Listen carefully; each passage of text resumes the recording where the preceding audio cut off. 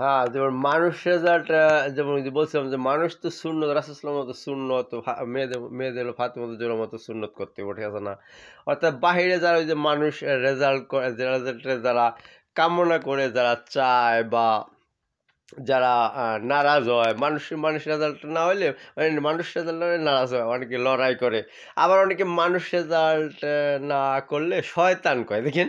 অর্থাৎ সুন্নত মানলে বা রাসূল সাল্লাল্লাহু আলাইহি ওয়াসাল্লামকে শয়তান কইছে, কয় তোমার সাথে শয়তানটা কি এখন আহার এমনি কইছে না? অর্থাৎ যারা যেমন অনেক মানুষ শিক্ষিত হইলে পাগল কয় অথবা শয়তান কয়, দেখেন? আবার এক এক মানুষ রেজাল্ট যদি না করে না তো পাগল কয়। আবার এক ধরনের মানুষ আছে শয়তানও কয়, দেখেন? অর্থাৎ আপনি মানুষের সাথে যদি মানুষের সাথে মিল না খায় তাহলে শয়তানও হইছে, দেখেন? এরকম বর্ণনা আছে। আরো বাড়িব, আরো অন্যান্য সামনের ফাইলে সার্ভে এটার ধারাবাহিক আলোচনা হইতে আসবে ইনশাআল্লাহ। আল্লাহ হাফেজ। আসসালামু আলাইকুম ওয়া রাহমাতুল্লাহি ওয়া বারাকাতুহু। শিক্ষণীয় জিনিস এটা ইনশাআল্লাহ। বলছেন না শিক্ষিত আর মূর্খর মধ্যে এটা তফাৎ করার একটা পন্থা উপায়, ঠিক আছে না? আল্লাহ হাফেজ। আসসালামু আলাইকুম ওয়া রাহমাতুল্লাহি ওয়া বারাকাতুহু।